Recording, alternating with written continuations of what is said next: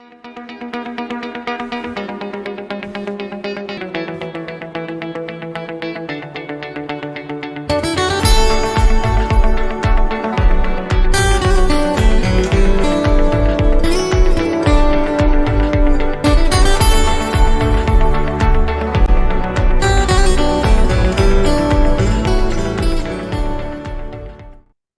welcome back to the Travel Winds podcast.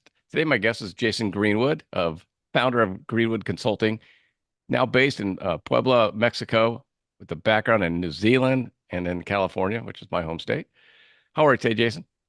I'm doing fantastic, mate. Really just love living here. And look, I live a very blessed life and I don't take any day for granted. That's for sure. That's the best way. Absolutely. Gratitude, attitude of gratitude makes all the difference, I reckon. My friend has a shirt, and she had it made not for me, but it just says gratitude. And so I wear it when I'm out and about, and people are like, "I like your shirt. I like your shirt." Makes a difference, man. I reckon, Yes. it's hard to, it's really hard to be upset about life, and live a life of gratitude at the same time. So I reckon as long as you focus on the gratitude bit and focus on what you have versus what you don't have, then you probably be in a pretty good place. Let's hope. So far, Yeah, so good. that's right. That's right. So you're down in Mexico, and your background's kind of, if people are watching on the video, it's the e-commerce edge. You have your own podcast, you have your own show, but it sounds like you created a way for you to be a digital nomad. How did it all get started? Yeah, look, I'm pretty lucky in the sense that I work in the e-commerce space. I've been working in the e-commerce industry for over 24 years. And the reality is those of us that work in e-commerce, we've always been able to really work remote, work from anywhere, all that sort of stuff. But, you know, our clients didn't always believe that. Or, I've run and built agencies, I've run and built brands, and now have my own e-commerce consultancy, which we can talk more about. But, a lot of clients didn't necessarily always believe that pre-COVID. So if there's any silver lining out of COVID at all, it's the fact that Yeah. everybody got Zoom religion, everybody got Gmeet religion, everybody got Teams religion, everybody got, video conferencing religion, so to speak, and it became mainstream. Yeah. And so almost every industry overnight had to figure out a way to do things remotely. And It's the so norm now. Yeah. yeah, it just became mainstream. And the beauty of that is that my clients, for example, now as consulting clients, they have zero expectation they will ever meet me in person. Now, I'll Yeah. I'll go out of my way to try to, if I'm in their neighborhood, if I'm in their neck of the woods and I'm traveling around, then I'll go out of my way to go to their office or whatever it is and try to catch up with them or, go out to dinner with them or whatever the case may be. But there's zero expectation Yeah. that would be the case. And pre-COVID, most clients would have the expectation that at least once before they signed on the dotted line, they'd be able to eyeball you, they'd shake your hand, you maybe make a presentation to a board or something like that. But now even that expectation has gone away. And there's lots of my clients that I'll never meet in person. But I'm lucky in that, I've got clients all around the world now. And fortunately, a lot of them have said, look, come and stay with us. In fact, we're planning a very big European and Indian trip next year. And I think we're going to be paying for accommodation about half the time that we're on our trip, because I just know so many people around the world now that say, hey, look, when you're in our neck of the woods, come and hang out with us, come and stay with us. So it's a pretty special place to be. That's a pretty cool feeling. Yeah, it is. It is, and with my podcast too, I've done over 430 episodes of the podcast now. And so I've met a whole ton of people that way as well. So combination of consulting, just industry friends and colleagues combined with the podcast, it's created a global network of people that I consider friends. And some are I'm closer with than others, obviously, but it has created a global network of people that I'm connected with. And I always extend the invitation for them to come and visit me here in Mexico, and they generally extend the invitation for me to come and visit them wherever they happen to be based. I So can vouch for that, people. it's just one of the benefits of, Yeah. one of the side benefits of having a podcast, I think. And I think one of the other benefits of having a podcast is that, I reach out and connect with most of my potential guests via LinkedIn. And before I had a podcast, if I wanted to connect with someone and just have a chat with them about the industry or about what they're working on or something like that, you slide into their DMs and you say, hey, let's have a virtual coffee. Let's catch up for 15 minutes or whatever. 9 times out of 10 people say no because they figure you're trying to sell them something. But once you have a podcast, and especially once you have 1, 2, 3, 400 episodes in the can, all of a sudden it gives you the credibility to be able to reach out and say, hey, look, I've read this piece of content of yours, or I've looked at this piece of technology of yours, whatever. I'd love to get you on the podcast to talk more about it.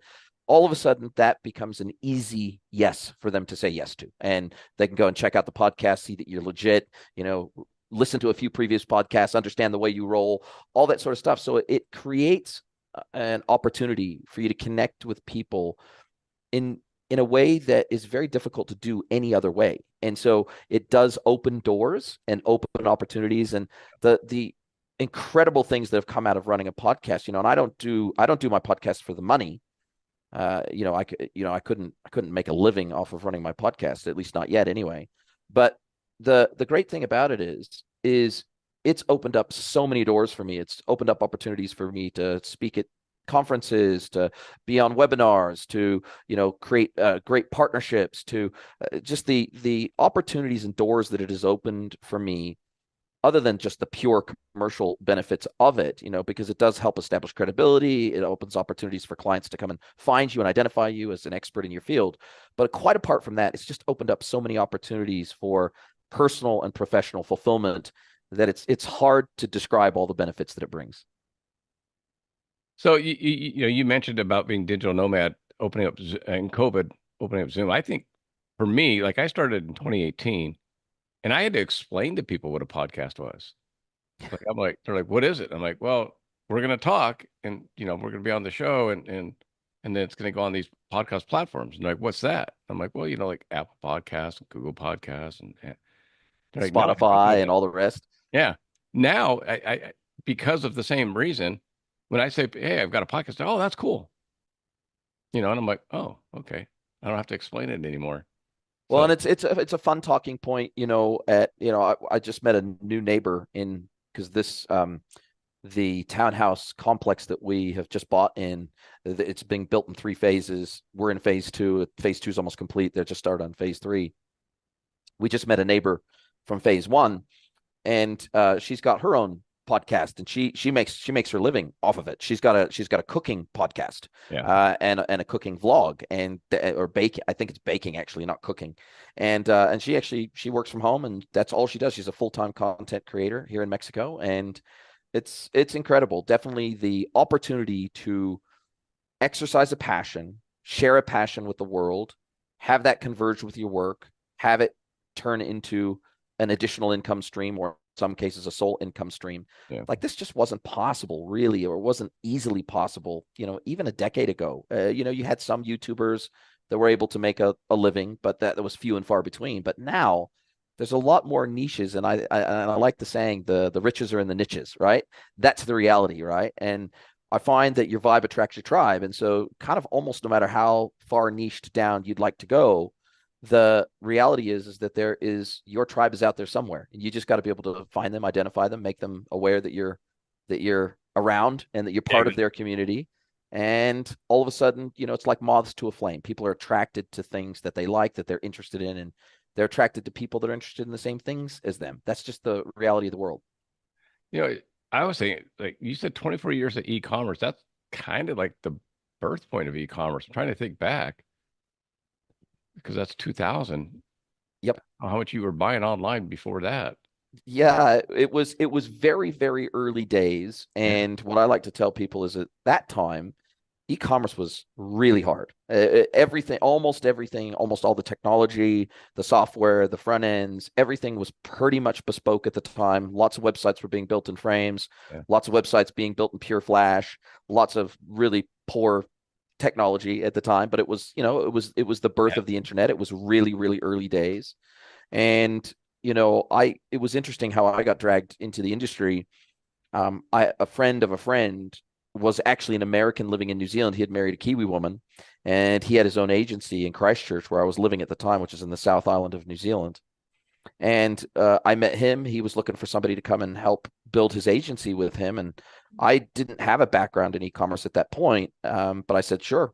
I feel like this is the future of kind of everything. I could kind of see the writing on the wall a little bit.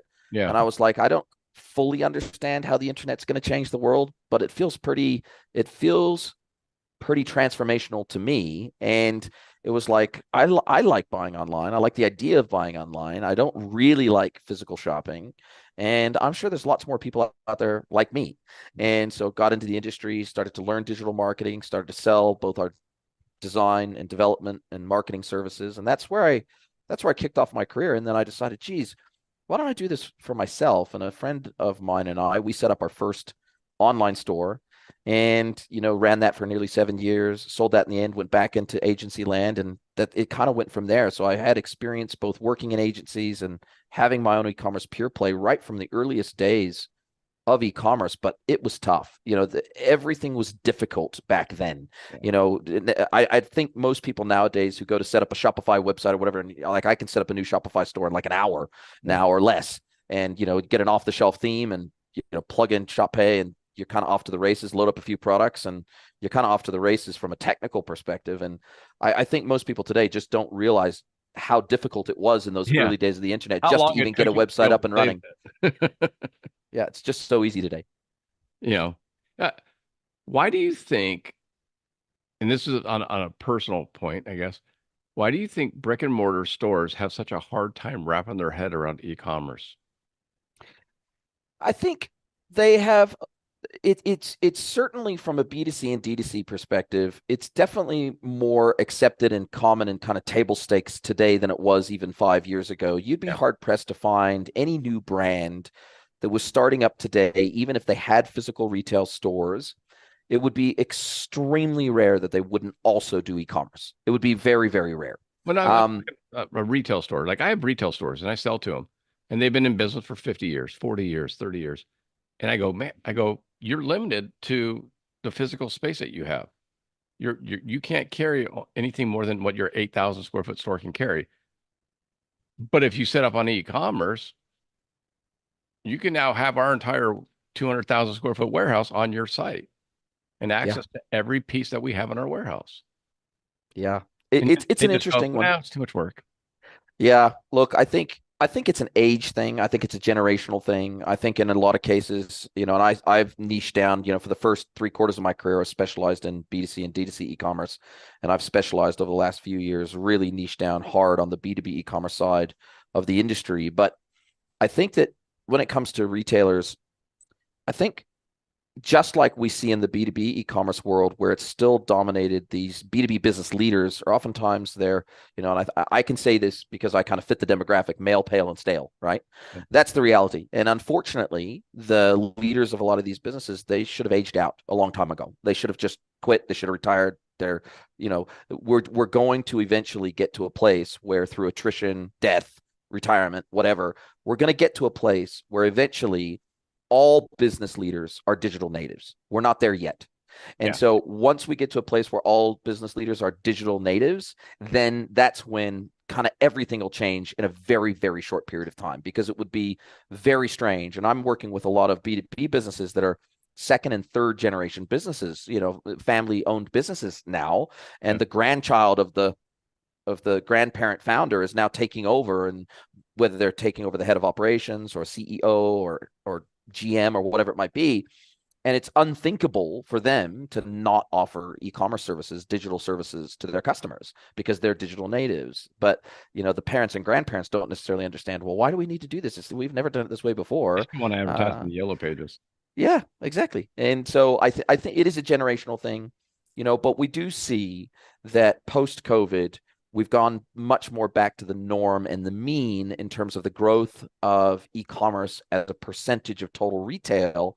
And it's still the reality is as much of as I'm a advocate for e-commerce, and I always will be. We have to take a reality check as an industry and say 70 to 80% of all retail spend is still done in physical retail stores. That's the reality. It's about 70% of retail in the UK, about 30% of e-commerce penetration as a total percentage of total retail. It's about 25% in the US. It's about 30% in China. It's anywhere from 20 to 30% in the rest of Asia. So the reality is that physical retail is still a very, very important channel for omni-channel retailers, and I don't see that changing anytime soon. E-commerce growth as a total percentage of retail is actually slowing. So year-on-year growth of e-commerce is actually slowing now that we've come to the tail end of COVID, and the online TAM has absolutely collapsed. So we have tens of thousands of what I like to call COVID native or COVID born brands that jumped online during COVID when the online TAM, total addressable market, just Yeah. exploded Yeah. during COVID. And they found that they didn't build a sustainable business, and they didn't have a sustainable business model. They didn't have a sustainable brand. Yeah. And a lot of those businesses have just gone under now that everybody's returned to physical retail.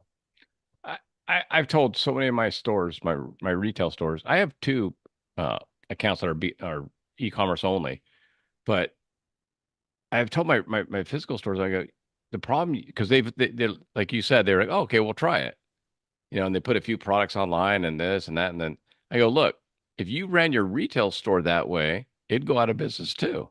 Yes, correct. Correct. Yeah. If you don't put the same amount of care, intention, love, attention, money, investment, integration, experiential stuff, if you don't have, approach e-commerce with the same intensity that you approach physical retail, you will fail. The reality is that there's tremendous amount of online competition, not just from competing retailers that are omni-channel and have an online store, but also from a ton of digital pure plays that are only online. And then, of course, you've got the behemoths of Amazon and other marketplaces that are also competing with you. So the reality is, if you don't have a defensible brand, if you don't have a defensible product, if you don't have defensible pricing, if you don't have great curate, if you're just a Me Too retailer that's selling other people's stuff and you're not direct to consumer, then you have to really have a very curated range. You have to have a really strong opinion on what products you want to carry and why. You have to be very competitive on pricing. And, with the advent of Temu and Shein and, all the rest of the onslaught from China that's direct to consumer from China, you're going to be in a very, very difficult position. And what I find is that a lot of retail brands and B2B brands for that matter, they're so out of touch with how fast the overall industry is moving and how fast consumer sentiment changes and how fast they will change their allegiance to online brands that they can get great deals from and great products from, that in many cases they just simply cannot get those products locally. They can't buy them locally. This backdrop behind me is a perfect example of that. I can't go and get that. I can't go and buy this backdrop physically, right? So I bought through a company called Anyvu. They're probably one of the most famous, podcast background designers, full stop, in the United States, and they're a pure play online business. They don't have a physical retail store, and they ship globally. They shipped right to my door here in Mexico. In fact, this just arrived today, and they're absolutely cleaning up. But this is the kind of thing I can't go walk down to the corner store and say, can you make me up one of these and print it off for me? No, they don't do it. So yeah, the market is changing very, very rapidly. Buying motivators are changing very, very rapidly. Consumer experience expectations are changing very rapidly. And, the default for many people is Amazon. Even here in Mexico, I do probably 80% to 90% of my retail shopping online on Amazon because of the range and the fact that I can trust that when they say they're going to get it to me, they'll get it to me. And if I have any problem, they'll deal with it straight away. So yeah, retail's going through a crucible moment. That's for sure. I totally agree. Because I deal with it. And my retail stores are like, you can't buy online. You got to go to a store. And I go online. I go, if I need printer ink for my Canon printer, do I go to Office Depot and see if they have it in stock? Or do I go on Amazon? It gets delivered that day or the next morning for free with my Prime. And I'm done. Like, I don't have to drive. I don't have to park. I don't do any of that. It's like, I go, how do you beat that? And you can buy off of multiple vendors. I might have 20 items in my cart, on Amazon, but that's 20 different vendors selling through Amazon. I've got one unified cart, one single payment. I've got Prime too. So I always, whenever I do a search on Amazon, the first thing I filter for is Prime, free delivery. First thing I do, then I filter by 4 stars or better, so I can go and I can immediately look for the best quality products that are going to get delivered for free. They're going to get delivered quickly for me. I can look at the product reviews online. You don't have access to product reviews in store. And Yeah. oftentimes if I'm going to go and shop in a physical retail store, I'm still online. I'm still comparing prices online from my phone while I'm in the store. I'm looking at product reviews online while I'm in the store, even if I ultimately end up purchasing in the physical retail store. So there is definitely a showrooming effect going on at physical retail where I'm going to check and I'm going to see, can I get this cheaper on Amazon or through a local D2C website than I can in this physical retail store? And maybe if the physical retail store is close in price and I can get it right then and there, Yeah. then I'll buy it right then and there. I was speaking at a conference earlier this year, and we were in Phoenix, and then we took a wider road trip down. My wife had never been to California before, so we flew down to California, San Diego, and drove all the way up to Malibu. And I wanted to buy a replacement laptop while I was there, and so went to Best Buy. One of the local branches didn't have it, so I jumped online. I found out which store physically had this item in stock that I could walk in and actually buy it over the counter.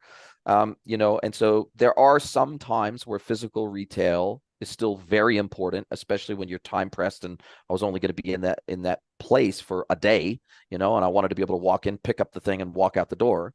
So in some instances, physical retail is still very, very important, but increasingly, people will at least compare with their online options while they're in that physical store. And I think a lot of retail brands and a lot of retailers still don't quite understand that yet. I think, well, they have started to, because one of my stores takes out all their UPC codes and all the style numbers out of the products and says, Yeah, and look, I think that's maybe a short-term solution, but the reality is, if I walked into a retail store and they did that, I'd turn right back around and walk straight back out again, just out of spite, because I think that, if you're a retailer that's trying to lock me into buying through you, or you're trying to make it hard for me to compare, or you're trying to make it hard for me to do that showrooming effort or do my own research.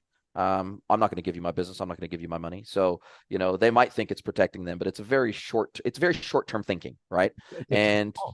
Because they uh, have customers that come in and try on the boots and spend an hour working in the store and trying that boot on, and they literally go on their phone yeah, and go, "Oh, I can get that's the boot I'm trying on that I know fits in this size. I can get for $50 cheaper if I go xyz.com." You know, well, and Google now doesn't even need the UPC code. It doesn't need the serial number. You just take a photo of it and then you put it image into search. Google Lens, and Google Lens will tell you what that product is, and it'll tell you where you can get it, and it'll tell you everything about that product. So the reality is, these people are so tech averse that not only are they trying to fight a rising tide of digital services and e-commerce, but they're also fighting against AI. They're also fighting against, well, they're fighting the entire, Everything. they're fighting absolutely everything technical. It's like they want to go back to the days when it was horse and buggy, right? I'm sure the horse and buggy manufacturers weren't too impressed when the Model T came along, right? That's But what I tell people. I tell my story. I go same way. I go, you used to advertise in the yellow pages. Like, I mean, that's what you did. It's like, yes, and you don't do that anymore, I hope. yes, You know. yes. So I go, the record players, the people that made records, they're really pissed off right now. Yeah, And then eight track tapes and cassette decks and well, everything else along the and then way. CDs even, right? I Yeah, mean, CD usage is way down because streaming is just the way. I mean, like you said, the digital natives, they don't buy things anymore. They just stream it. correct. So Well, I mean, I'm almost 50 years old. I turned 50 this year, and I don't buy any. I don't either now. buy CDs or anything anymore. I stream absolutely everything. I stream all my video content. I've got Prime, we've got Netflix, we've got everything. We listen to all our music. I listen to it on Spotify and consume my podcast on Spotify. It's my wife. My wife's quite a bit younger than me, and she likes to say that I'm easily as good at social media as she is, if not better, because I'm producing content every single day to distribute through social media. And so I live it, I eat it, I sleep it, I breathe it.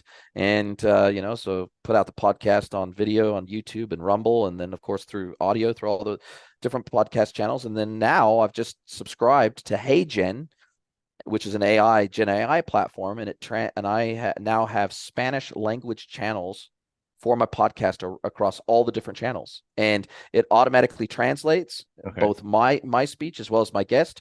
It does voice sync, lip sync, and face sync. It literally looks like me and my guest are completely speaking 100% natively in Spanish. Now, I looked at HeyGen a year ago, and at the time the cost was so high.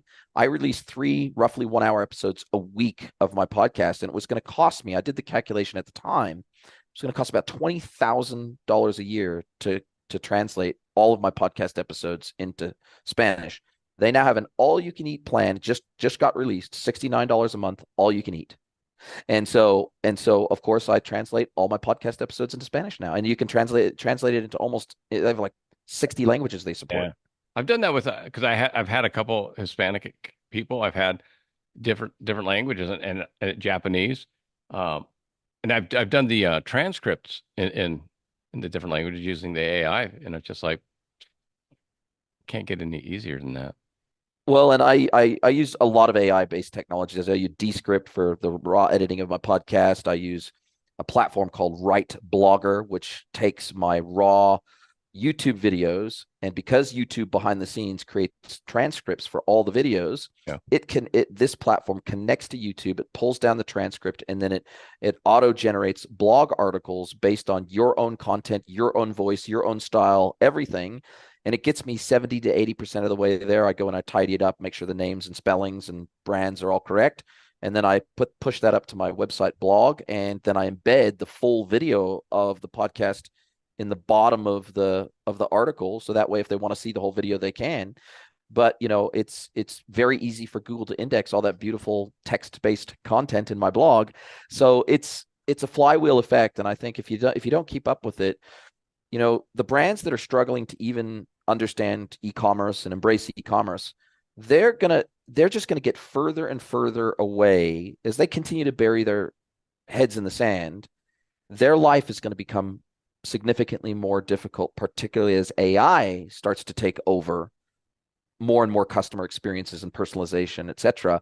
They're just going to fall further and further behind, and they're just going to become more and more irrelevant as a brand. And I think that's a little bit scary, but if you're not close to retirement, I think you have to be looking at technology. You have to, and you have to stay up with it, whether you like it or not. Otherwise, go and work for a bank. Otherwise, go and work for somebody that gets it, right? Because, if you're a brand and you're running brands and you're not tech savvy, if you're not a digital native, or at least trying to be, Yeah. you're going to increasingly struggle to survive in this modern world. That's just the reality. I'm going to forward this on to some people I know because maybe if someone else tells them instead of me, Maybe they'll listen. It's what do they say? What do they say? A prophet is not welcome in his own land, right? Yeah. Yeah. I was so I worked the rodeos, right? I worked the rodeo in Las Vegas, and there was a store, there's a boutique store. And they have a physical location in Texas, but they were there at the rodeo. And they go, man, are you, what, what's your Instagram handle? And they're like, oh, we don't have an Instagram. And I'm like, it's free. Like it's literally That's free. yeah. And I'm like, why? And they're like, well, we have, we don't have the time to take the, I go, for what? Well, like create the post and do all this and I literally went, and I'm not tech savvy. I'm 57, so I'm even Yeah. older out of my daughters aren't even, well, I guess they are digital natives, but I have a few programs on my phone, and one's called Photo Room, and I take a picture in their booth of a purse, and it was a Wrangler purse, and I go click click, and they go, why don't you just take this photo and put it on Instagram and say, come shop at my store? Or come visit us. We're at the rodeo here. Yeah. Come and visit us, booth number 36 or whatever it is, and come Yeah. say hi. And they go, well, yeah, I guess we could do that. And I go, well, yeah, but we don't know, like neither of us are good at typing. I said, well, here's Chat GPT, you know, and Put I go, something in there and ask it to write something for you. I did. I said, write a social media post for a Wrangler bag using, multicolored wool. Add hashtags.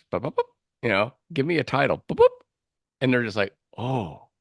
And I go, now, if you don't like that photo because it had the grid background, I go into photo room. It created a Background and AI cut does the background, cutout. and they're like, how did you do that? And I mean, I literally did it in front of them. And I go, now, if you got good at this would take you a good 4 minutes, and you can make a post every day. And then you can get into the schedulers, or, Yes. on a slow Monday when your store is Schedule dead. the whole thing for the month. Yeah. Do a purse week, do a belt week, Jackets, the whole nine yeah, yards. whatever. And every day I'm like, it's 5 minutes and it's free. Yeah. Like, you get into advertising and boosting your posts and Of doing all. course. But I'm like, Well, and then of course, then you start talking to them about TikTok and it really blows their mind. And then you start talking to them about LinkedIn and it blows their mind. Then you start talking to them about Reddit and it blows their mind, and X and everything else. And it's, once you make it part of your routine, which yeah, creating I spent about I spent roughly 8 hours a week on content across all the platforms I publish content to, across all the formats, doing the recordings of the podcast, doing the post-production, distribution of the podcast. It's about 8 hours a week. It's about a day out of my week. yeah, But the reality is the ROI on that means that I do not need to pay for performance marketing for my business. right. I have built, Part of I've got 33,000 followers on LinkedIn. I've got, I do really, really well through social, and I would rather be a magnet than a lasso. So I'd rather create content that resonates with my target audience and let them come to me like moths to a flame and just constantly be top of mind because I'm constantly in their face, in their feed. I'd rather do that than I would go and spend 10 grand a month on Google and meta advertising. yeah, And as you say, it's all free. It's just my time, right? And the reality is you're going to pay either with money or time or both. And, I have just made, I've been going really, really hard in the content space for probably 8 or 9 years now.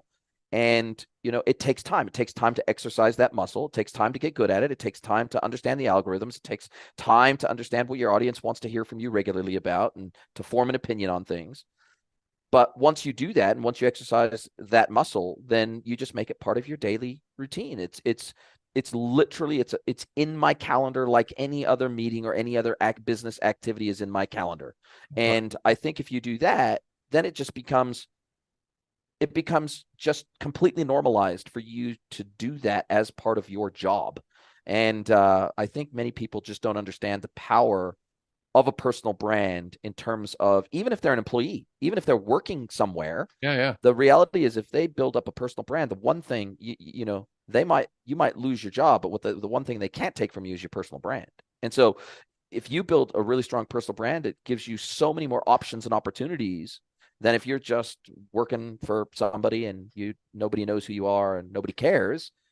If you build a very strong personal brand, then you become more in demand as an employee, just as much as if you decide to start your own thing, then you've already got a ready-made audience there that, you don't have to directly monetize them. But I know that for example, when I started my own consultancy and I went independent again after working in and building agencies, I had an audience that was ready and waiting to hear that that's what I was doing, that was the yeah, next phase of my career, that wanted to know where I was at. And then as soon as they knew that I was available for consulting, then it was like, oh, cool, great. Then we'll come and we'll work with Jason now. And so, but you have to build an audience before you need it. Right. And that's the thing a lot of people don't understand. yeah. If you're expecting to be able to monetize your audience the moment you start building it, forget it. It's never going to happen. The longer you can wait, and I really, I don't sell through my content at all.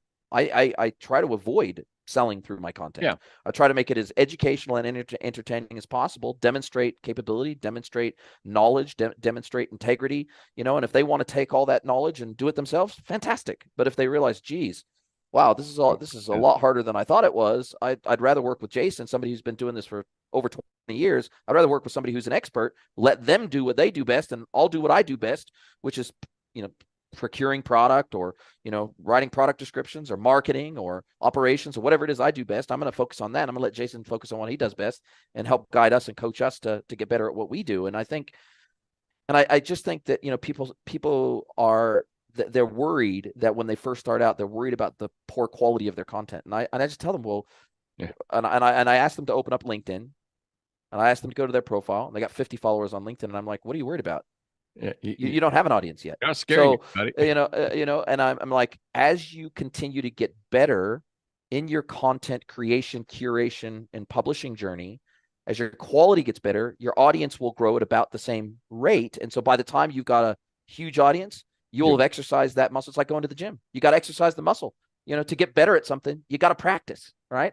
And so, just like you did on your phone, what is it going to take you 4 minutes to start your practicing journey? Yeah. Who cares? You got 50 followers well, in their case, they don't even have an Instagram yet. So when they first start out and they got 0 followers on Instagram, well, they got the next 12 months to practice Yeah. because their following is going to grow very slowly. And so I think That's what I try to tell people is, look, you're not, your content is not going to get in front of the volume of people that my content gets in front of straight out of the gate. And so that gives you time to practice and get better at what you're doing. So here's my question to you, I guess, is how do you quantify? Because you're selling some. I mean, you're telling somebody to start up an Instagram post, right, or LinkedIn, and they're not going to see a return on that potential, a good return for a year Yep. minimum. I mean, Yep. I think it takes more, but how do you quantify that to a business owner that's like, Well, I just say pick your hard. Life's hard. Business is hard. None of this stuff is easy. And the reality is, if you want to plug some of your digital gaps with paid and performance marketing in the upfront, pay for traffic, pay for exposure, then great, go ahead and do that. But the reality is, in order to get the best ROI, even from paid in performance marketing, the content still has to be good. This content still has to be attractive. The content still has to be something people want to consume. Otherwise, they're going to continue scrolling past it. Just because it's a paid ad and you're paying for exposure doesn't mean anyone is going to choose to consume that content.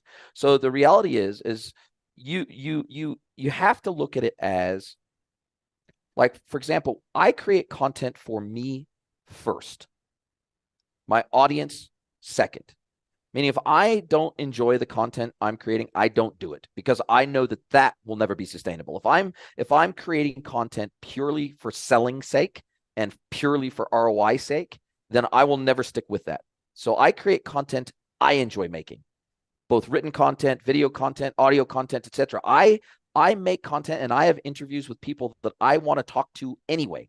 And so the reality is if you don't enjoy the content that you are creating, you will never stick with it. So instead of focusing on the ROI, why don't you focus on creating content that, hey, 12 months from now, 24 months from now, 36 months from now, I'm going to still want to be creating this kind of content then, because I actually enjoy it and I actually get fulfillment out of that, regardless of the direct sales ROI that comes out of that. And then finally, I think worst case scenario, you hire somebody. If you just really just cannot stomach creating content, if you just cannot stomach being the face of your people out there own that'll do it for you? of your own brand, then go and hire somebody to help you. Go and hire somebody out of high school or just straight out of university, or hire a digital native to come and help you, or at least guide you, or work with social media influencers who can help create content on your behalf, so that you can get the hang of this thing without having to do it directly yourself. But I think that, especially for founder-led brands, I think it's really, really difficult to succeed today without being part of the visual face of your brand. I think it's really difficult. You can do it, but I think it's like you're making a rod for your own back. And so business is already hard enough. And so what I say is, business is already bloody hard enough. Why wouldn't you want to make it as easy as possible for yourself and leverage all these amazing free tools or very cheap Yeah. tools that are out there in the market to help grow your business, using all of the digital technologies that the digital natives are using today? And it's a hard conversation to have, and it's Yeah. it's especially hard when I'm working with these B2B brands, and B2B is even further behind from a digital perspective than B2C and D2C brands, the retail brands, full stop.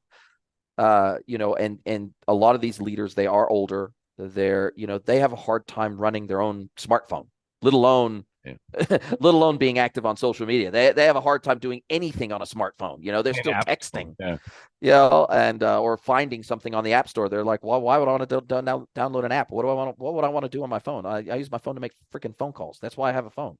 Yeah. And so these are very hard conversations to have, but they're important conversations to have. And I think that the good thing about still so many people out there not taking advantage of this is, it allows people like you and me, who see the value in it and who have been doing it for a long time, to create really powerful moats around our businesses and what we do. Yeah. And it allows us to uniquely get ahead of people that just refuse to embrace the new. Why do you think that is? I mean, I give you, like I said, I'm 57. I'm part of the old crowd. I mean, I'm a grandfather. But I'm looking at the YouTube formula book right here, there's books. You go on YouTube. Like everyone's like, "Oh, how'd you start your podcast?" I went on YouTube and I called I called my daughter and said, "Here's what I want to do. I need an app for recording my voice." And because at first it was just on the phone. I didn't even do Me video. too. Me too. I only did audio when I started out. Yeah. And I'm like, so I called my daughter. I'm like, "Here's what I want to do. Find the programs that help me do it." Yep. She's like, "Okay." She sent them back. She goes, "Get this, use this, use this, use this." I'm like, "Really? It's all free?" I'm like, "Yeah. Okay." Yeah. Away you go. And even hosting now. So I moved from hosting on Podbean, and in order to get approved for Spotify video, I actually had to be hosted by Spotify. So I was originally paying like $1,000 a year for hosting on Podbean. Now even my podcast hosting is free. So now I host with Spotify for free. I'm approved for video on Spotify, so they'll show the video and the audio, and they distribute the audio only version. I upload only video to Spotify. I don't. I used to have to split it out. I used to do separate out the audio track and the video track, and upload the video version to YouTube and Rumble, and upload the audio version to Podbean so that they could distribute it out to the audio only podcast channels. Spotify does that for me. I only upload the video to Spotify, and they distribute the audio track to all the other audio channels out there, including Apple Podcasts, etc. And it's one less step for me to have to do in the post-production process. So, and there's zero cost to that. Spotify doesn't charge me a thing because I'm helping to build the quality of their product and the attractiveness of using the Spotify app. And so it's a quid pro quo. And so it's a very interesting thing. I think it's probably less about age, because I see lots of people our age that are super tech savvy. I mean, you look at Joe Rogan, he's not a young guy anymore. My And he's age. making hundreds of millions of dollars a year off his bloody podcast. Yeah. So I see lots and lots of people our age out there. What the crazy thing is, people our age actually have more knowledge to share, more life experiences to share, more content ideas to share with the world than the young generation who's been doing it all of 12 minutes. The reality is, us older generation, we got a lot more stuff. We got a much longer ladder to send back down again, and I look at my podcast as a love letter to my industry. It's gratitude. It's me showing gratitude for an industry that has allowed me to build the amazing life that I get to enjoy today. And when I first started out, there was lots of people smarter than me, more advanced than me, more experienced than me, that helped me learn, that educated me, took me under their wing. And I just feel it's incumbent upon me to help the next generation get better, do better, and be better, and help them with their life. And which is why I have a free mentorship program, which is why I do lots of content, which is why I do all the things that I do. I go speak at conferences for free and all this, because I want the next generation to be able to learn from my mistakes and benefit from my experience so that they can go make new mistakes, learn new things instead of learning all the stuff I already know. Yeah. But Gary Vaynerchuk is the reason I have my podcast, Me too. because and I got a chance. I've met him 3 times now. And I told him the second time that he's the reason I had the podcast, because I was at the Super Bowl media days interviewing NFL people for my podcast, because he said, and it was before I even thought about doing a podcast. And he said what you just said basically was, yeah, young guys are young and dumb, and they don't know any better, so they'll just go ahead and start a podcast or whatever. You have the experience. You know how to talk to people. You have the age. You have life experience. So just use that. And he goes, "You didn't know how to drive a car, and you figured it out. So don't tell Yeah. me you don't know how to do a podcast. You'll figure it out if you want it." Well, it's funny because I use a very similar story. So when I first started making content, I had been following Gary for a couple of years by that stage, because I really started creating content really seriously 8-9 years ago. And before that, I was really more of a consumer of content than a creator of content. Yeah. And I just remember I got sick of hearing Gary just bang on in my ear. "So you think you're a thought leader? Well, why don't you put your thoughts out into the market and let the market decide whether you are or you're not?" Yeah. And so I just got sick of him kicking me in the ass with that statement of him just constantly banging on about, "Oh, right, you're a thought leader. Okay, cool. Well, why don't you put your thoughts out there and let the market decide?" And it was like, okay, Gary, I get it. I got to start making content. And And he was, whether you like him, love him, hate him, whatever, the reality is I think he single-handedly has helped to create the industry of the modern content creator. The whole document, don't create, the whole clouds and dirt, the whole, go and get your own D-Rock, the whole thing is, he has had a massive influence on the creator community, whether you like it or not. And he's been saying basically the same shit for 15 years. Literally. And he's changed it a little bit, because now he's into his cards and, and his garage sales And then the NFTs and the whole thing. Yeah. but it's the same mentality. It's just he just found a new product because the first time I met him, I won I won the raffle for a pair of the yellow and black shoes. Ah, yes. Ones. And he did a giveaway in LA, Canada, and I think England somewhere. Anyways, and I didn't have my podcast yet. And I was just like, I don't know what I'm going to do and this and that. And he's like, well, just get started. And I'm like, shit, all right. And then I like I said, I ran into him at the Super Bowl thing. And hey, I just want to say thanks. I know you don't remember me.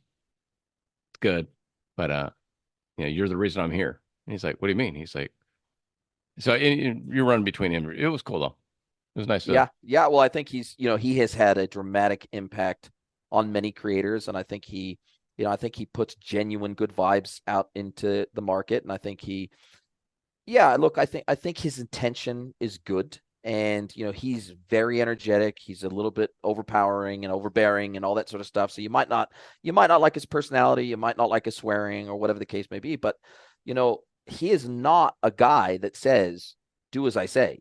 He's a guy that's saying, do as I do. I'm here. I'm doing it every single day. I got 25 people on Team Gary V alone, just helping me with my personal brand, helping me slice and dice and distribute and record my entire freaking daily routine, practically from the time I wake up till the time I go to sleep. So the reality is he was living what he was telling us to do. He's been living it since the very, very beginning. And so he blazed the trail for a lot of creators that would come after him. And in some of those creators have come to be bigger names in their industry or their niche than he is in his. And so the reality is he has a lot to be proud of, because he's got a million Gary V clones running around behind him. That's for sure. And I've told people like musicians, right? I've had 50, 60 musicians on my show because they travel for work.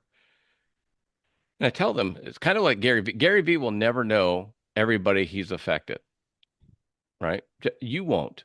Yeah. You've got 430 episodes out, and they're out in the ether. They're out in the world, and you'll never know. Someone's going to hear your podcast and then tell their kid how they should do e-commerce or whatever, right? And Gary V will never know that he affected that fourth person in the line. Just like if you listen to a song, I listened to a song 30 years ago, and now when I hear it, it still brings me back. But that the guy that makes that song doesn't know. I don't call him up and go, "Hey, heard your song again today, and I just wanted to let you know it really affected me 30 years ago." And you'll never know, but you're putting it out there. And yeah. You will know from some people, and I do get people reaching out to me, and it's those reach outs, it's those occasional reach outs that really keep me jazzed and going and pumped and really keen to keep growing what I'm doing, to do more of it, to go from 3 episodes a week to 4 or 5 episodes a week, to start creating mini series instead of just one-off episodes to do. I got lots of ideas, rattling around in my head. I think anybody who's even the slightest bit creative, like we seem to be, it's a creative outlet for me. I'm not a singer. I can't draw to save my life. My art is speaking and writing, and I think that I'm pretty good at that. I'm a solution architect, so I have to write lots of documentation all the time as part of my consulting job. And so I think I'm pretty good at writing, and I think I'm pretty good at speaking, and I think I just don't get nervous. And so when I go to, I'm very much like Gary V. When I get up on a stage and I'm at a conference, I have maybe 2 or 3 slides, and I talk for 25 or 30 minutes. But it's because I stay in my lane. Yeah. And I am talking about things that I know literally like the back of my hand. And so I'm not talking about theory. I'm talking about, I'm not a theorist, I'm a doulist. And so I talk about the stuff I'm doing or the stuff that I have done as opposed to talking about the theory of it. Right. And so it's very, very easy for me to get up on the stage and talk for 25 minutes about the stuff that I'm doing or stuff that I have done. And Because so I think that all of us have that skill stack or that experience stack that makes us unique, that makes us different. The fact that I grew up in Southern California, lived in New Zealand for almost 30 years, and now live in Mexico with my Kiwi wife. And, my sister's married a Kiwi and they live in Australia with my mom. And, I've had lots of cool, interesting travel experiences, business experiences, you know, that stuff is interesting. It might not be that interesting to me now because I've already done it and lived it, but man, that's really interesting to somebody that may think about doing something similar, but they're afraid. And they're thinking, geez, I don't think I could do that. I don't think I could move out of my hometown. I don't think I could move out of my home state. I don't think I could go live in another country and figure out the currency and figure out the language and figure out the measurements because everybody else is metric and I'm imperial in the United States. There's a lot of fear. People stay in their box many times out of fear. And if I can inspire one person, one individual to get outside of that box of fear and live a more fulfilling life that they can look back on in 80 years and go, man, did I live. I squeezed every bit of freaking juice out of this life that I possibly can. If I can help someone get there and to face their fear and do it anyway, then I'll feel like I've won. well, that's why I was excited to have you on because I get asked all the time, how does someone work remote? How do I not have to go into the office? And I'm like, you got to learn new stuff. Doing what you're doing doesn't allow that. So, and I'm like you, I can't play a lick. I don't act, I don't write, I don't write music. So this is the way to do it. And so you're a perfect example of, hey, you don't have to be 25. You know, you can be And be married. a sexy woman in a bikini on Instagram to get to have a really fulfilling Well, journey. is that all I need? Well, with Yeah, AI, you can look like that now. I've got some friends.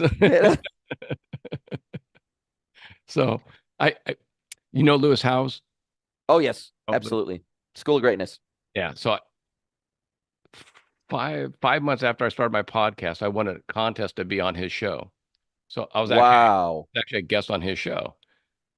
And we went to dinner that night, and he goes, and I just started. I mean, I was probably episode 14, 15, you know, and he goes, he joked, he said something to that effect. He goes, man, I'm trying to remember who he said. I don't want to say it because it was wrong, but he goes, man, if we just look good in a bikini, you know, our followers, I'd be over 1 million followers already, that type Yeah, of thing.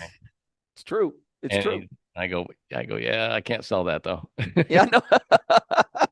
It's so true. It's so true. And there's a lot of these OG content creators like Lewis who've done it, they've blazed the trail for a lot of us. And the reality is I've made a concerted effort this year, unlike any other year in the last decade, to work with more creators outside of my content, to be on more podcasts, to be on more webinars, to speak at more conferences, to contribute to other people's content.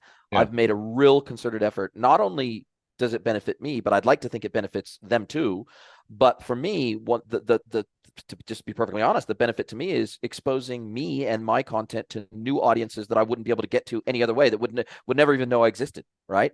And so it is a there is this virtuous cycle. I think I like to give a platform to people that wouldn't otherwise be able to have one through my 430 episodes of my podcast. A Yeah. lot of these people, they don't normally create content. And oftentimes I'm the very first podcast they have ever been on. Yeah. And so they're like, wow, this was easy. This was cool. This was fun. I think I'm going to do more of this. And I'm like, I think you should, Yeah. because you got a lot of cool information and knowledge to share with the world.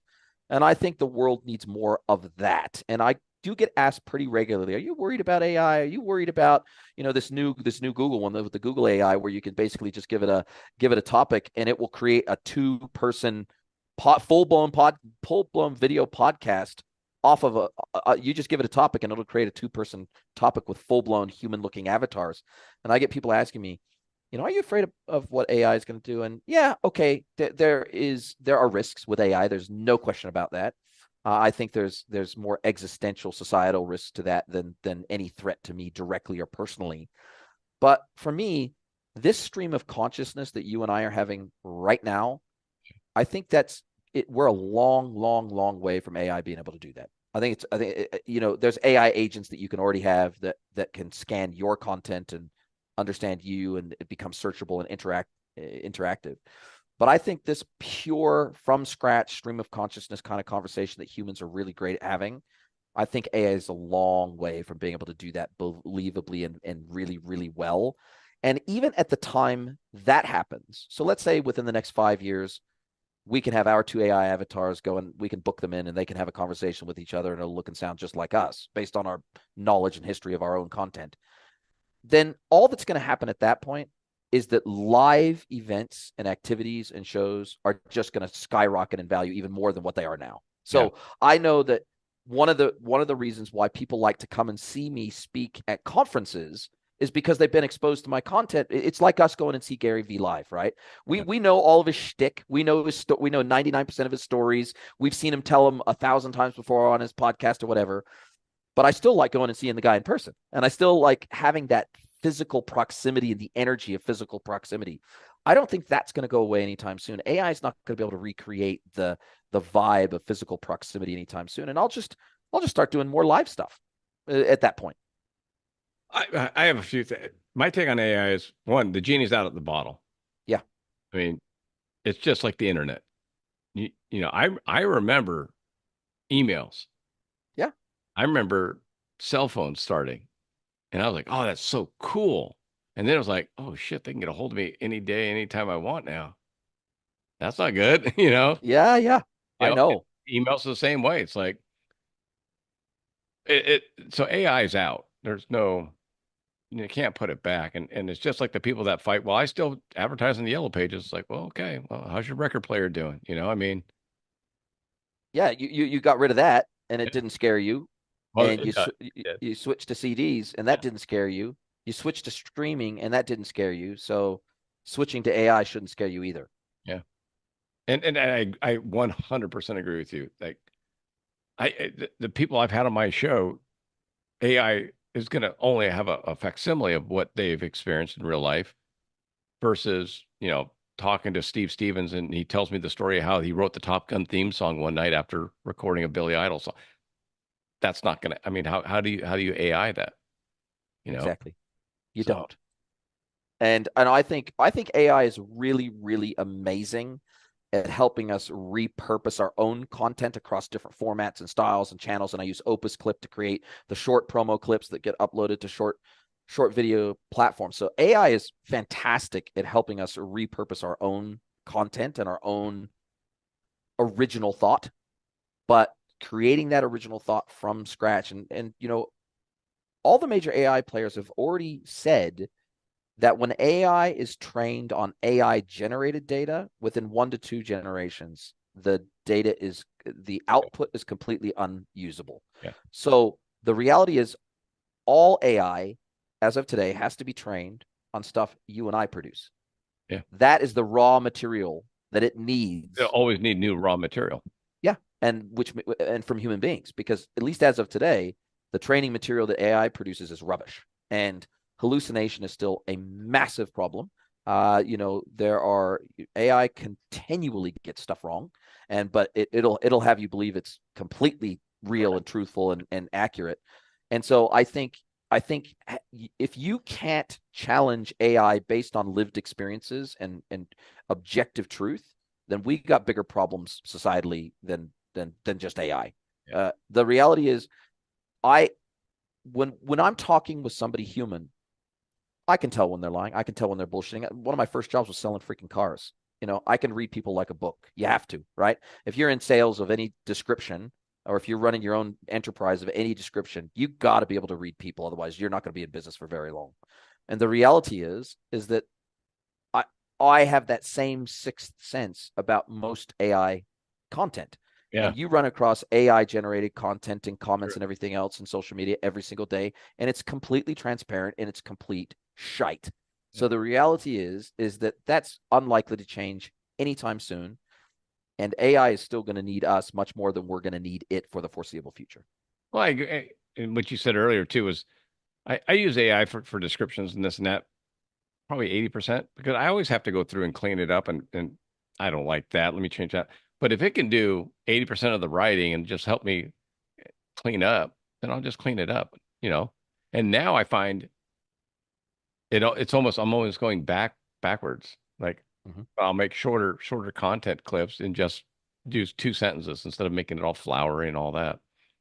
Well, and like you hit the nail on the head with Write Blogger. I measured how long it took me to write a from scratch blog article from a video from a long form video. How long did it take me to write a complete blog article from scratch?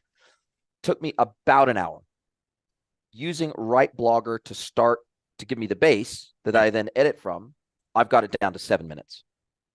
So that it's a pretty dramatic impact. It's a pretty dramatic head start to go from an hour down to 7 minutes, right? So I still have to go through and tidy it up and do the last 20%. But man, that really, I think AI augmented humans are going to beat non-AI augmented humans. We already are. We're already seeing that, right?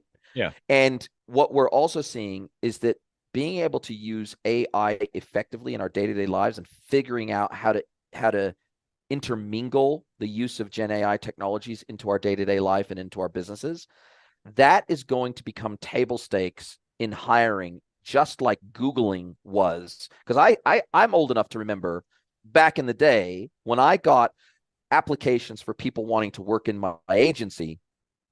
I remember getting applications, and one of the attributes that somebody said was expert Googler, right? When Google was still relatively new, Yeah. right? Yeah. And so you had to know how to get the best out of Google in the early days. Like you had to know how to get the best information out of Google and to find sites via Google and everything else. It was not as it wasn't like the crystal ball that it is today.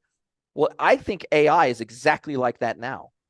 You have to learn how to get the best out of AI, and you only are able to do that with lots of practice and lots of experience and lots of trial and error and all that sort of stuff, just like Googling back in the day. And now people are putting on their applications AI prompt engineer, AI prompt specialist. That's what they're putting today. That's the equivalent of saying you were an expert Googler back in the day. And so I think this is going to be an increasingly sought after skill set for employees to be able to give themselves superpowers in the jobs that they do, to give them a leg up in terms of efficiency. That is going to become table stakes expectations if it's not already. And in many businesses, it already is. That is going to become table stakes. I've told people, I said, because I can't believe how many people haven't heard of AI or used it. I just Or even haven't even heard of ChatGPT. That's what I'm saying. Like the couple I met last December never even heard of it. Like it was like me speaking a foreign language to them. And I'm like, what do you mean you haven't heard of it? Like it's everywhere. Are And you they're like, living under a yeah. rock? And I go, what I've told people is when I show them, because they're just blown away. If you I, I I live in LA, so the writers were on strike, and I go, and they're like, well, I don't understand. I go, it's all about AI because watch, which I do this on a regular basis to people to explain AI to them on my phone. I go, what's your favorite movie? And they go, Grease, The Godfather, whatever. I go, write a sequel to The Godfather using the same characters, 10 years in the future. Hit, and he goes, I go, that's why the writers were on strike. Well, how about the port strikes? Same way. That's over It's AI and automation. all It's about, like they think it's about money. It's about automation. it's about automation. You look at the Chinese ports, there's no one working there. They're all Well, like, even the Netherlands, the American ports are using some of the oldest generation of technology in the world today. They on are top. some of the least automated ports of any I live right ports next to in one the of them. Yeah. it's crazy, you know? And so again, they're trying to hold back the tide, and this is going to be real difficult to do over the Well, that's medium to long term. the writers. I don't know if people understand. Like if you, I don't know current shows, but a TV show, it'll have 12 writers on it. Yeah. And now with AI, you can have two. Yeah. So I don't need 10. I don't need to pay salaries for 10 extra writers. 10. I'll just pay for two, and we'll get probably a better product in the end with AI augmented humans of those two. And And those two what will it clean it does, up. is it takes A players and makes them exponentially more efficient at what they do. Yeah. It takes B players and makes them A players, and so on and so forth down the line. And so it takes people that would be virtually unemployable in many respects. And all of a sudden now they can probably make a pretty good living with the assistance of AI, just like back in the day. If you were an expert Googler in the office, if you were the person that was the information gatherer in the office, they would pay you for that. Yeah. Well, You know, I've told people, I go, and I heard it from somewhere. I'm not smart enough to come up with it on myself, but it says AI won't replace you, but someone that knows how to use AI better than you is going to replace you. totally. Because, and also what's happening is the need for businesses to continue to hire in sync with their scaling. So scaling their human resources at the same rate they're scaling their business growth, that is going to end. Yeah. That's the reality, is that businesses that embrace AI at every strata of their business, instead, what they would need, for example, in terms of human resources, where maybe historically they would have needed 100 people, they're now going to need 5, or they're going to need 10. So Yeah. they are not going to have to hire at the same rate as their business growth as they would have historically.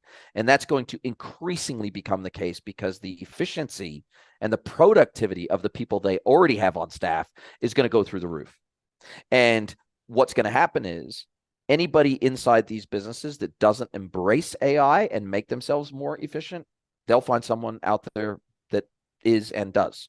And so that's the threat. It's not so much, oh, AI is going to replace humans wholesale, but like you said, I think you said it perfectly. AI augmented humans are going to surpass non-AI augmented humans. And I think, look, there are really dramatic societal impacts that is going to have, especially once we have humanoid robots at scale operating in a world that's designed around the human form and shape. And when we have humanoid robots that can interact with everything and everyone using AI, but using the same interfaces as we as humans do, that's when things start to get pretty interesting. TikTok is full of that right now. I'm, Yes. I'm seeing the AI generated models that are people. I mean, they look like people. AI avatars. Yeah, and I'm just like, oh Christ, that's a little different. Yeah. Now I can, because you think about it, like if you're doing your e-commerce consulting, I can have an African American person speaking every single African language, and then it's speaking to them in their shape and their voice and their dialect. And then I can do that to German. I can do that in French. I can and have someone that looks more French instead of like me. Yes. I mean, and then now I'm selling to people in their country, in their format, in their shape and sound. Well, and real time translation with via earbuds Yeah. is coming. It's Oh yeah. here on the Pixel and the Pixel Buds, Seen them. whereby literally you could be speaking to me in Spanish. I'm hearing it in English in my earbuds. I'm speaking to you in English, and you're hearing Spanish in your earbuds.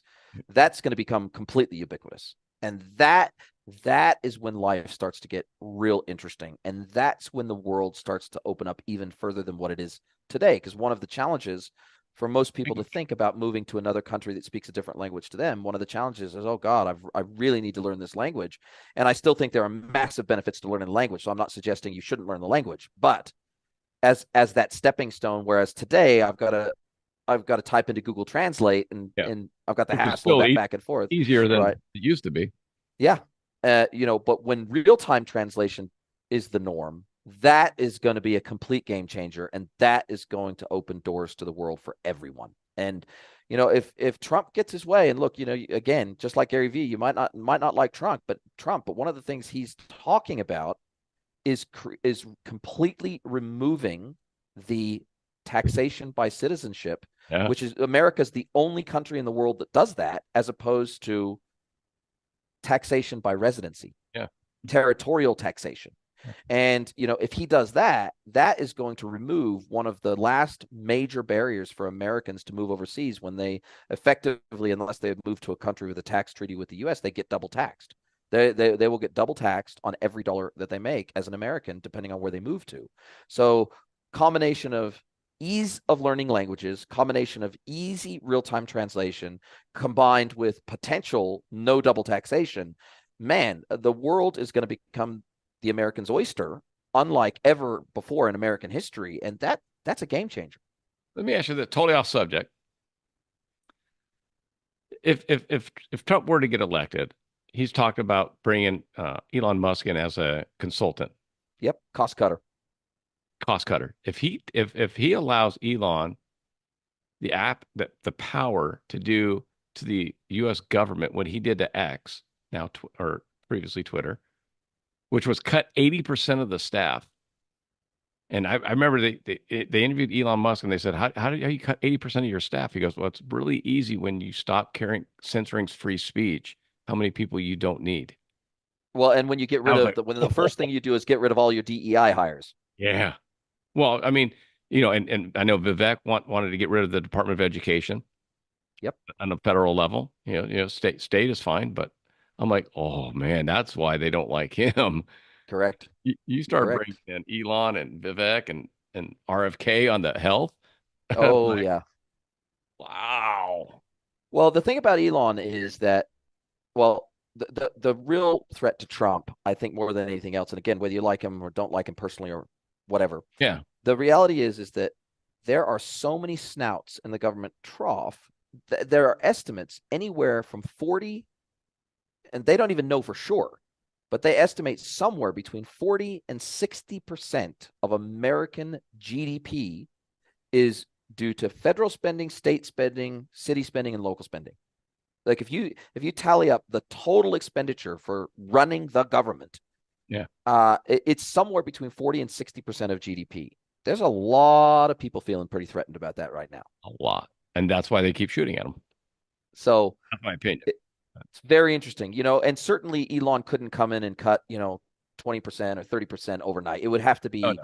It would have to absolutely have to be 2%, 3%, 4% a year for the 4 years. But I heard him on the All In podcast. They actually I heard him talk at the All In Summit with Jay Cal and the besties.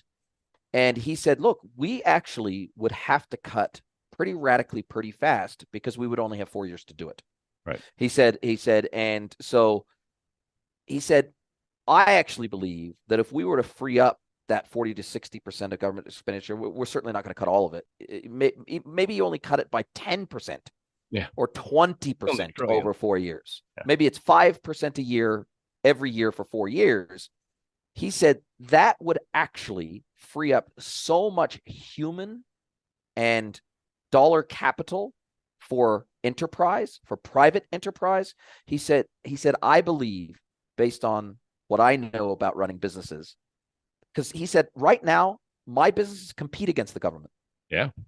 He said, and if those government departments that I compete with went away, and the handbrake on our productivity and the money we have to spend for getting launch permits and all the other things we have to do as a business, the compliance costs alone in his business are measured in the millions and tens of millions of dollars a year. He said, if that went away, and he said, now we could compete on a level playing field instead of competing on the bottomless pockets of the federal government. Yeah. He said we would instantly become more efficient overnight, and we would instantly become more competitive globally. So he said that's true for everyone else I know in business too, that we're being crowded out of the market by government spending. And so that's a really dangerous place to be. So yes, it would be bumpy. It would be a bumpy transition. There's no question about that. And a lot of government employees would have to go out and get real jobs. And that's very scary to a lot of those government employees. I love it. And it's interesting because the average, I read this the other day, I might get the numbers wrong, but it's directionally correct. Something like, I think $60,000 per year is like the average wage in the US or something like that. But government salaries are an average of $92,000 a year. And so like we're talking like 50% more if you just by virtue of working for the government. It's disgusting. So that is what is crowding out private investment today. Totally agree. I think that's why there's such a big push by so many to not let Trump get in. It's Totally. it's not that Trump's policies, yeah, he's going to close the border again and make it more difficult and this and that. But we already went through that. It's no one wants Elon. I mean, Keith Olbermann went on Twitter and said Joe Biden needs to kick Elon Musk out of the country. Yeah, totally. I hear about that all the time. This one of the smartest men in the world and the richest man. You want to kick him out of the country because you don't like his what? Yeah, because you feel threatened. Yeah. It's insanity. It's insanity, isn't it? Yeah. It's gonna be Luckily, luckily, even at our ages, luckily we are not. One of the things I pride myself in is not getting attached to almost anything. Like not getting attached to a belief system, not getting attached to a technology, not getting attached to a content format, not getting attached to a country or a flag or anything, right? And saying, well, look, New Zealand was a place that I loved when I first moved there, and then it became a country that I didn't recognize anymore, and I had to get the hell out, right? That ability to change and flex with changes in the world and society and tech, I think that is what helps make the world feel a lot less scary to me. Like the world just isn't that scary to me. Yeah. And it feels like, given enough effort, energy, time, and love, I can achieve just about anything that I want or need to achieve on behalf of my family. Yeah. And I think that, a lot of people feel stuck. They feel trapped geographically. They feel trapped financially. They feel trapped in terms of their understanding and knowledge of tech. They feel utterly terrified. They're afraid, almost to the point of being afraid of their own shadow. And I think that that's such a sad place for people to be in their life. And if I can be that shining light, you can be that shining light. And there's an increasing army of us out there who have decided to throw off the shackles of where we grew up, throw off the shackles of our traditional jobs or careers or whatever our parents did, throw off the traditional shackles of technology and what we think it should be doing in our lives. I think once you just embrace change as being the norm, and you, instead of just tolerating it, you literally embrace it and you say, well, look, life is happening for me, not to me. Yeah. And if you literally, genuinely believe that and live that belief every single day, you put yourself in a position where you're more likely to win than lose. And I think that's really important. I think it's key. Well, Jason, this has been a fun call. I have thoroughly enjoyed it. You're a fantastic host. You're just so cool and chill and laid back and such a natural conversationalist. I think you're really good at what you do. It helps when I got one on the other end. So thank you. I appreciate it. I appreciate it. What's the best way for my listeners to follow you and see what you have coming up? Yeah, the E-commerce Edge podcast on every podcast channel and YouTube and Rumble out there. If they want to follow me or connect with me on LinkedIn, I put out most of my content on LinkedIn.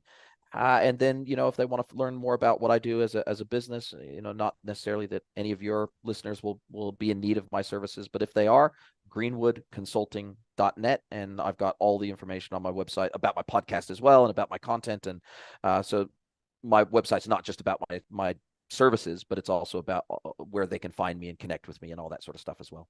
And since you're digitally able, you're easy to get a hold of. So that's great. Well, all you got to do is Google my name, and pretty much the first couple of pages of the Google results will be, or if you ask ChatGPT about me, they'll hopefully tell you some good things. Exactly. I'll have to check with my Googler. Yes, your expert Googler to look you up. Yeah, your expert GPT person in the business, right? That's it, man. So I loved it. This was fantastic. I hope we get a chance to do it again soon. And I'll tell you what, we'll have to do a pod swap, and I'll have to get you on my podcast. Done. We'll make it happen. Love it. Thank you so much. Hey, Jason. Talk to you soon, bud.